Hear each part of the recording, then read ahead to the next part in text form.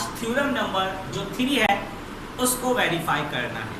Theorem number 3 के statement के अंदर हमें एक एक्सटीरियर एंगल को साबित करना है कि वो दो नॉन एडजेसेंट एंगल से बड़ा है। एक ट्रायंगल है, उसमें एक एक्सटीरियर एंगल बन रहा है और दो नॉन एडजेसेंट एंगल से वो एक्सटीरियर एंगल बड़ा है। तो पहले एक डायग्राम ड्रॉ कर लें, ए बी सी, और इसके अंदर बी सी को ज़रा आगे बढ़ा लें, डी तक ले जाएं, और ए सी को भी आगे बढ़ा के डी डैश तक ले जाइए। तो यहाँ पे ए सी डी और बी सी डी डैश ये एक्सटीरियर एंगल है। अब साबित करना है कि ये नॉन एडजेसेंट एंगल ए से भी बड़ा है और बी से भी बड़ा है। तो एक तरीका तो ये है कि आप एंगल ए को मेजर करें और एंगल बी को मेजर कर लें और एंगल ए सी डी को भी मेजर कर लें। तो प्रोटेक्टर से ये एंगल नापे जा सकते हैं, तो आपको पता चलेगा कि हाँ इंटीरियर एंगल जो है वो एक्सटीरियर एंगल से छोटे हैं। हाँ, एंगल ए और एंगल बी को जमा कर लो तो ये एक्सटीरियर एंगल के बराबर भी आता है। तो थ्योरम में उसने आपको एक ट्रायंगल दिया है विद एक्सटीरियर एंगल और टू नॉन एडजेसेंट एंगल्स के साथ। तो ये बात आप फर्स्ट हेडिंग में लिख देंगे कि एक ट्रायंगल है जिसमें एक एक्सटीरियर एंगल है और दो नॉन एडजेसेंट एंगल है। ठीक है, और फिर साबित क्या करना है कि जो एक्सटीरियर एंगल है, जो डायग्राम में अभी हमने थ्योरम का स्टेटमेंट देकर जो डायग्राम बनाई है उसके अंदर साबित आपने करना है कि ए सी डी जो कि एक्सटीरियर एंगल है वो एंगल ए से भी बड़ा है और एंगल बी से भी। और सिर्फ exterior angle A C D ही जो है वो नहीं है, बल्कि major angle B C D dash भी एक्सटीरियर एंगल है जो कि यकीनन ए और बी से बड़ा होगा। अब ये चीज़ किस तरह वेरीफाई जो है हम करें, तो जनाब इसके लिए हमें कुछ मज़ीद इस डायग्राम में चीज़ें ड्रॉ करनी होंगी। और जब हम ड्रॉ करेंगे तो यकीनन इस थ्योरम में जहाँ पे हमने ये दो हेडिंग्स लगाई हैं वहाँ पे कंस्ट्रक्शन की भी हेडिंग आई। तो अब चलते हैं कंस्ट्रक्शन की जानिब। आइए अब हम कंस्ट्रक्शन की जानिब जाते हैं। थ्योरम में हमें साबित करने के लिए प्रोटेक्टर से साबित किया जा सकता है, लेकिन अगर आप प्रोटेक्टर के बदले मैथमेटिकल वे में साबित करना चाहते हैं तो आपको डायग्राम पे कुछ और लाइंस ड्रॉ करनी होंगी, जैसे मैंने यहाँ पर की है। मैंने एक लाइन सी एफ ड्रॉ की है इस लाइन के पैरेलल, तो ये वर्टिकल एंगल्स बन जाएंगे। ठीक है, अच्छा दूसरी बात ये मैंने बी को इस एफ से जोड़ दिया है और बी और एफ इस ए सी को ई पे कट कर रहे हैं। अब यही बातें मैं लिख दूंगा, यही बातें जो है मैं लिख दूंगा। Draw a line C F and C F जो कि पैरेलल है किसके भाई, इस ए बी के। सो इस ए बी के पैरेलल है और बी और एफ को मैंने ज्वाइन करना है, बी और एफ को मैंने ज्वाइन करना है। तो लाइन बी एफ जो है वो इंटरसेक्ट है कर दी लाइन किसको बेटा, ए और सी को। ये ए और सी लिखा हुआ है, ये लिखा हुआ है ए और सी। ठीक है, किस पे करनी है, इस एट ई के ऊपर, और ई जो है वो ए सी का मिड होगा। ठीक है, तो ये मैंने अपने पास से इस थ्योरम में कुछ लाइंस ड्रॉ की हैं, कुछ एंगल्स भी बनाए हैं, जैसे ये एंगल ई और यहाँ पे ये एंगल बन रहा है एफ ई सी। ठीक है, तो ये सारा काम मैंने अपने पास से किया है। अब इसके ज़रिए हम स्टेटमेंट और रीज़न के ज़रिए इस थ्योरम को मज़ीद आगे लेके जाएंगे।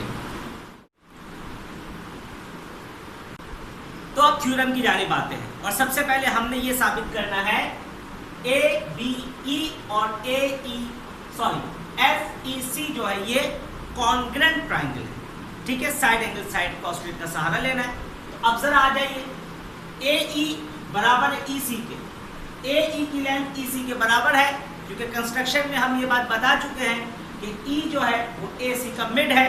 तो अगर मिड है तो ये दो लाइन या ये दो साइड जो है वो इक्वल होंगे। इसी तरह बी ई और ई एफ बी जो है, बी ई और ई एफ बी जो है ये भी आपस के अंदर जो है वो इक्वल है। और ए ई बी और एफ ई सी ये एंगल्स भी जो है ये इक्वल है, जो कि वर्टिकल एंगल्स हैं, क्योंकि दो लाइंस इंटरसेक्ट हो रही है। दो लाइन इंटरसेक्ट हो रही है तो वर्टिकल एंगल जो है वो सेम होते हैं। थ्योरम नंबर 1 में ये बात आपने प्रूफ कर ली है। तो इस तरीके से ए ई बी और एफ ई सी जो है ये दो कॉन्ग्रुएंट ट्रायंगल बन जाएंगे। तो ये बात लिख के बता रहे किस किस तहत? साइड एंगल साइड पोस्टुलेट के तहत, जो पहले बता चुका हूं कि अगर दो ट्राइंगल के दो साइड और एक एंगल इक्वल है तो ऐसे दो ट्राइंगल कॉन्ग्रुएंट एंगल है। तो कॉन्ग्रुएंट एंगल है तो इनके सारे एंगल भी इक्वल होंगे। अब जब ये कॉन्ग्रुएंट साबित हो गया तो अब हम अपनी बात को साबित करने जाएंगे, जो बात हमने इस थ्योरम में साबित करनी है। तो आ गया भाई, major angle A major angle ECF के बराबर है। Major angle A major angle ECF के बराबर है, इसे 1 बोल रहे हैं, इक्वेशन नंबर 1। अच्छा, अब ये दोनों एंगल हैं क्या? ये कॉरस्पॉन्डेंस एंगल कहलाते हैं। तो कॉरस्पॉन्डेंस एंगल्स, यहाँ पे एंगल्स लिख सकते हैं आप, कॉरस्पॉन्डेंट एंगल्स ऑस्लेट जो है ये बन जाएगा। अब ECF में FCD जमा करो तो ये बनेगा मेजर एंगल ACD। तो इसका मकसद है कि यहाँ पे दो एंगल जमा हो रहे हैं, तो एडिशन एंगल्स प्रॉपर्टी आपने लगा दी। अब अगर इन दो एंगल का सम इसके इक्वल है तो डेफिनेटली एंगल ACD जो है वो इन दोनों से बड़ा होगा। और जब हम इन दोनों की बात करते हैं तो इसके अंदर ECF जो है वो एंगल A के भी बराबर है, ये पीछे आप लिख चुके हैं। तो मेजर एंगल ACD जो है वो बड़ा होगा मेजर एंगल ECF के। तो अगर मैं रियल नंबर की प्रॉपर्टी पे बात करता हूं तो B + C = A, तो ये A B से भी बड़ा होता है और C से भी बड़ा होता है। तो इस तरह यहाँ पे हम ये बात लिख सकते हैं कि एंगल ECF इक्वल है एंगल A के फ्रॉम इक्वेशन 1। तो फिर ये बात साबित हो गई कि मेजर एंगल ACD जो है वो इंटीरियर एंगल A से बड़ा है। और इसी तरह ना सिर्फ ये एंगल A से है बड़ा, बल्कि ये एंगल B से भी बड़ा होगा। तो अब जब हमने ये बात साबित कर ली कि जो एक्सटीरियर एंगल था ACD ये इस एंगल से ग्रेटर है, तो थोड़ा सा मजीद और आगे बढ़ जाते हैं, क्योंकि एक्सटीरियर एंगल खाली ACD ही नहीं है बल्कि B, C और D' भी है। तो कुछ इसको देख लेते हैं। तो अगर मैं बात करता हूँ मेजर एंगल BCD' की, तो ये जो है ये भी ग्रेटर है मेजर एंगल A से, जो ABC बल्कि नॉट ABC से ग्रेटर है। ये जो आपका जो इंटीरियर एंगल इससे बड़ा है, इसे इक्वेशन नंबर 3 का आप इसको इक्वेशन नंबर 3 का आप नाम दे सकते हैं। और ये जो एंगल BCD' है और ये जो एंगल ACD है, ये दोनों इक्वल एंगल्स हैं, क्योंकि ये वर्टिकल एंगल है, क्योंकि ये वर्टिकल एंगल्स हैं। ये दो लाइन जो है वो इंटरसेक्ट हो रही है, तो ये वर्टिकल एंगल्स हैं, तो ये दोनों इक्वल है। तो अगर BCD' इस ABC से बड़ा है और BCD' जो है वो ACD के बराबर है, तो उसका मतलब है ACB भी, जो मेजर एंगल ACD है वो भी इससे बड़ा होगा। तो इसे इक्वेशंस का नाम हम दे देंगे। तो यहाँ पे आप लिख के दिखा सकते हैं इक्वेशन 3 और इक्वेशन 4।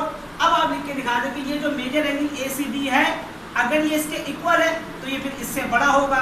तो major angle ACD greater than major angle ABC, यानी कि मेजर एंगल ACD जो है वो एंगल A से भी बड़ा है और एंगल B से भी बड़ा है, अकॉर्डिंग इक्वेशन 3 एंड 4। तो इस तरह हमारा ये थ्योरम वेरीफाई हो जाता है। शुक्रिया।